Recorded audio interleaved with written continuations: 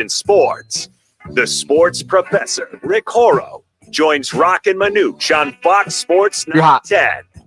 Ice Cube has offered University of Iowa basketball star Caitlin Clark $5 million to play one season in his Big Three basketball league. Now, the highest paid player in the WNBA made $600,000 last year, and she's being offered $5 million for just a handful of games. Will she play ball against the guys? That's the question to start us off with the sports professor, Rick Horrow. Rick, will she go for the cash? Maybe yes, maybe no.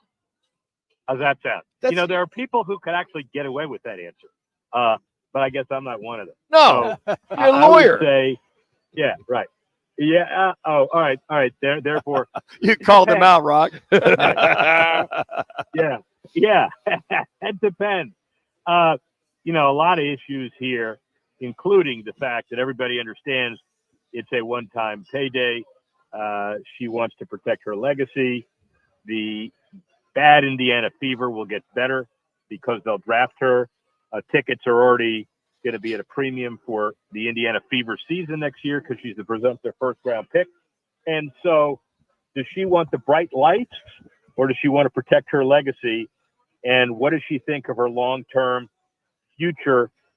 Taking the money and run, I don't know if that's as important to her because she'll have so many other opportunities. Now, it's not my $5 million. If it were, her $5 million, I wouldn't blame her at all for jumping all over it. I know, Manooch is the kind of guy who will jump over a table for a quarter. So that's a different perspective as far as motivation is concerned. And don't you forget it either, man. I don't know.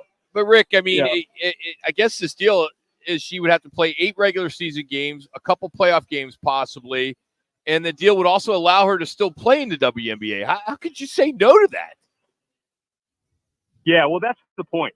The only way you say no to it is it too much wear and tear on her body. Mm-hmm. But have you seen Big Three ball? Have you seen it play? Yeah, I've seen. Yeah. Well, tough defense is not at a premium. I mean, she's not going to get in a all-time defensive battle out there. She'll just shoot from outside. And so I don't think there's any significant danger of ruining her body.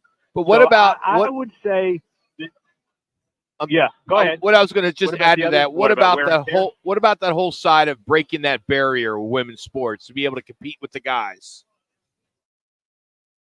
Yeah. Well, I think competing with the guys is not necessarily barrier breaking when you're doing Big Three. Okay. That's competing with the old guys. Mm-hmm. That's competing with the guys that aren't playing a lot of defense. That's why I'm saying it's an interesting perspective, but I'm ready for her to take on Steph Curry at next year's All-Star game in the 3-point shooting contest. Jumping on Ionescu's shoulders. And by the way, I would love to see a series of barnstorming off-season Clark Curry events all over the country as a one-on-one 3-point shooting kind of thing. That's what I'd like to see. I would rather, if maybe you guys could cobble together $5.2 million. Yeah, that's right. Could do it. Is there? So, Rick, when you look at her her marketability right now, can she make up that? If she's making, let's say they pay her $1 million a year or something to that, $76,000 is a rookie deal. That's a rookie. Yep. So, besides marketing incentives, can she make that? Is her marketability? Is what I'm trying to ask you. Is it that where she could make another $3 million, $2.5–3 million just off the marketing to offset what the offer is on this situation? Oh, sure. Well, who else is now a spokesman for women's sports? It was Megan Rapinoe. It's not her. There's really no LPGA golfer, maybe Lexi Thompson that's close. Obviously, Serena, Venus, Coco Gauff. But she's going to have center stage for a long period of time.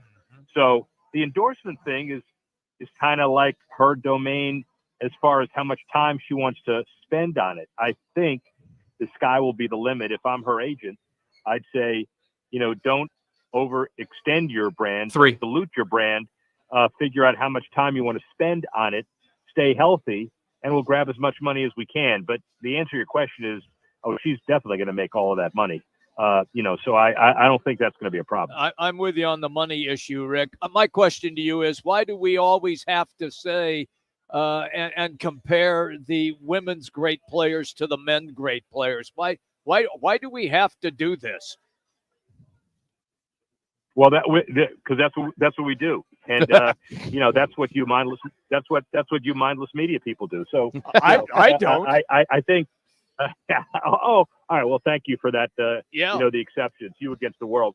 Yeah, but you can't have it both ways, because 3 weeks ago I was beating down some local guys who said, why are we putting Caitlin Clark in the class of Pete Maravich as far as overall points? They're two entirely different sports.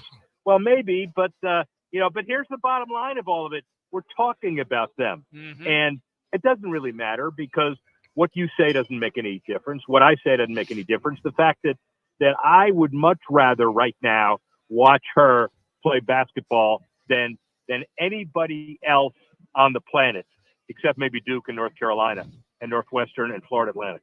Excuse me. But two of those guys are gone. Yeah. And maybe by this weekend, 2 more will be gone. So how about this for a twist? I looked at the schedule for Saturday to make sure that the Elite Eight doesn't impact my ability to watch Caitlin Clark at 3 p.m. Eastern on ABC. I'll be damned if that the stupid Elite Eight takes away from watching Iowa women's basketball. Hey, Rick, how much of a disservice is network television in this tournament, knowing tonight and tomorrow night the games are going to start after 9 o'clock for the second game for the East Coast viewers? Well, for you, it's easy, right? Yeah. I mean, for you guys, it's when you guys figure out whether that means it's 6 o'clock or 7 o'clock. Are you 2 hours or 3 hours? We're now, 3. This time of year? You guys, we're 3 today. Oh, 3. All right. Yeah. All right. For 3 today, could be 1.5 tomorrow. Yep. So the bottom line of this is that this is one of those things where we always make a choice, and is 3:20 kickoff Super Bowl. I guess for you it was 4:20, 6:20 Eastern. Nobody knows what the right answer is. I don't like the double windows, and that's just me. I would have liked to have the windows added a couple hours. It would take away from the evening newscasts late afternoon, and I'm just thinking East Coast. 5, 7, 7:20, 9:20. You're still going to have a late game, but at least you don't have, two of them automatically competing against each other. Although I know they stagger them, and I know you can watch 10 minutes of one after the other one is over. I get all that. But the bottom line is this basketball, the trade-off, and I was in Memphis. So, I ought to get some dispensation. I saw 4 dog games last Friday. Now, I saw Texas A&M Houston. That was one of the all-timers. But I saw 4 dog games last Friday, and the trade-off is no more Cinderella. Cinderella are gone. The only Cinderella is North Carolina State, and they don't really count because I know they're 11th seed, but they have a basketball pedigree. So, ain't no Longwoods, right? Ain't no Oaklands. And as a result, we ought to see some damn good basketball. Notwithstanding that, give me Caitlin Clark anytime. Wow, he's Rick Horrow, the sports professor. You can follow him on Twitter, Rick Horrow. Rick, good stuff as always, buddy. Have a great weekend. Happy Easter, too. All right, my man. You got it. Oh, happy Easter. Stay in touch, and we'll talk next week. You got it. Rick Horrow joining us here.